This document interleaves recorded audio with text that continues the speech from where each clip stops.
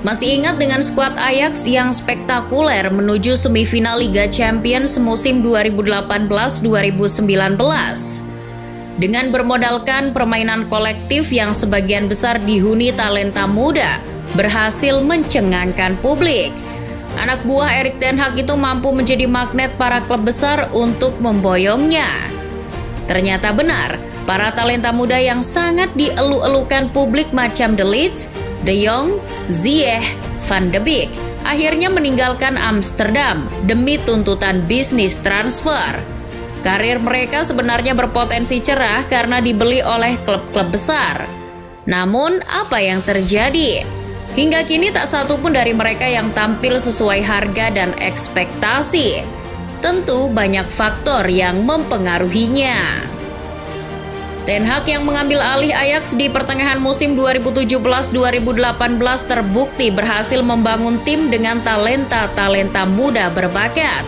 Buahnya terjadi di musim 2018-2019 ketika gelar juara Eredivisie dan KNVB Cup mampu ia segel.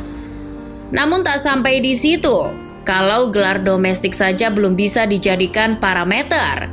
Di Liga Champions pun mereka buktikan. Mereka berhasil mengejutkan Eropa dengan mengalahkan Madrid dan Juventus di babak 16 dan perempat final dengan cara meyakinkan. Sontak julukan era emas pun disematkan kepada anak asuh Ten Hag. Meskipun diunggulkan dan hampir mencapai final, namun nyatanya mereka harus takluk secara dramatis di menit akhir oleh Spurs di semifinal. Kekalahan atas Spurs di semifinal tak membuat era emas Ajax itu berhenti dielu-elukan. Sampai generasi emas itu pun mengikuti jejak para seniornya dengan pergi dari Ajax. Dan memang itu menjadi model bisnis Ajax sejak dulu. Memoles pemain untuk kemudian menjualnya. Akan tetapi generasi emas itu justru melempem ketika pindah ke klub lain.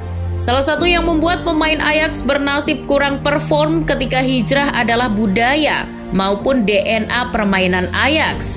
Die Godenzonen adalah sebuah julukan klub yang penuh daya magis yang secara harfiah berarti anak dewa. Magis julukan Die Godenzonen sangat mengilhami karakter anak-anak muda Akademi Ajax sejak dini.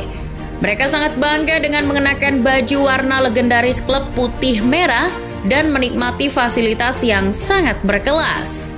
Hal ini tak sedikit memberikan rasa kepercayaan lebih bagi para talenta muda Ajax yang terkadang mengarah pada arogansi. Itulah sebabnya kultur tersebut sering menjadi bumerang bagi talenta-talenta muda alumni Ajax. Mereka sudah kadung nyaman dengan predikatnya di Ajax, tanpa persaingan dan terus menjadi kebanggaan di negeri sendiri. Nah, setelah keluar merantau, mereka seringkali kesusahan beradaptasi dengan kultur persaingan. Persaingan yang ketat, budaya di negara baru membuat para pemuda ini sering kaget dan lambat beradaptasi.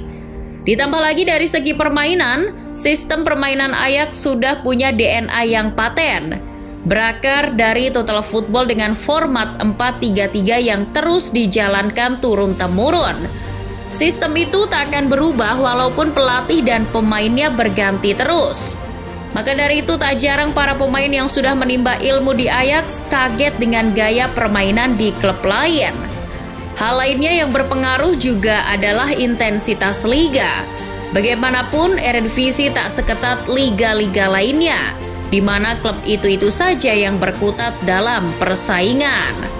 Selain itu, kesempatan, cedera, dan waktu juga menjadi faktor penghalang generasi emas 2019 Ajax belum memetik kesuksesan ketika di klub barunya. Frenkie de Jong misalnya, yang direkrut 75 juta euro oleh Barcelona. Momen de Jong pergi ke Barca ini ibarat datang di klub yang tepat tapi di waktu yang kurang tepat. Datang saat Barca sedang masa transisi di bawah pelatih Ernesto Valverde dan Enrico Setien. Ya, meskipun secara permainan sesuai dengan fungsinya sebenarnya, ia tak jelek-jelek amat secara peran. Di zaman pelatih Ronald Koeman pun sebenarnya secerca harapan muncul ketika ia ditangani langsung oleh sesama Belanda. Namun meski De Jong bermain sesuai kapasitasnya, ia tak mampu menghindar dari bayang-bayang peran Busquets, apalagi di zaman Xavi Hernandez. Peran De Jong makin tenggelam dalam permainan seiring juga berkembangnya wonderkid Gavi dan Pedri. Dia sering ditempatkan di posisi yang tak semestinya. Bahkan di pramusim sekarang ini, ia ditempatkan di center back. Masalah bertambah lagi ketika ternyata gajinya ditunggak Barca dan gaji De Jong terancam terpotong. Faktor cedera juga sempat menghinggapi kiprah Ziyech dan De Ligt di klub barunya. Transfer Ziyech ke Chelsea juga dianggap datang pada waktu yang tak tepat. Ia datang pada masa Chelsea transisi bersama Lampard yang ketika itu terkena embargo transfer. Dengan mahar 40 juta euro, Ziyech digadang-gadang akan cocok di skema Lampard, dan ternyata tak terbukti. Apalagi sekarang di bawah Tuchel, ia sering tidak masuk starter karena penampilannya yang kurang stabil. Ziyech sering kebingungan dengan taktik Tuchel. Artinya, Tuchel kurang bisa mengeluarkan kapasitas skill individu terbaik dari Ziyech. Bahkan kabarnya, sekarang ia sempat ingin dilego ke klub lain karena kehadiran sosok Sterling di Chelsea. Matthijs De Ligt juga sama nasibnya. De Ligt yang dibayar 75 juta euro itu juga datang di masa Juventus sedang mengalami transisi di bawah Sarri. Ia pun di musim pertamanya tak langsung dipercaya. Karena bagaimanapun kehadirannya masih berada dalam bayang-bayang kesenioran Bonucci dan Chiellini.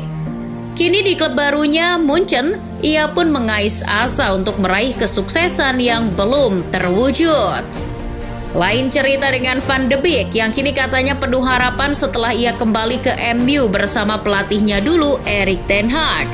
Namun tak dipungkiri ketika pertama kali datang ke Old Trafford dengan mahar 40 juta euro, Van de Beek sering dicap gagal total. Setelah dicoba di berbagai posisi, ia pun sulit berkembang, membuat akhirnya ia sempat dipinjamkan ke Everton. Selain beberapa faktor tadi, ada persepsi juga jika para pemain generasi emas Ajax 2019 itu kurang lama bermain bersama di Ajax.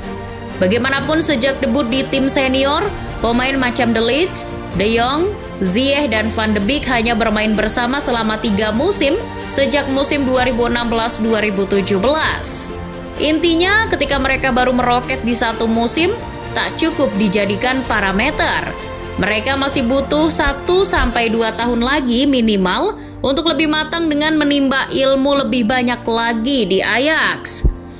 Namun harus bagaimana lagi? Karena tuntutan bisnis mereka tak bisa menghindar.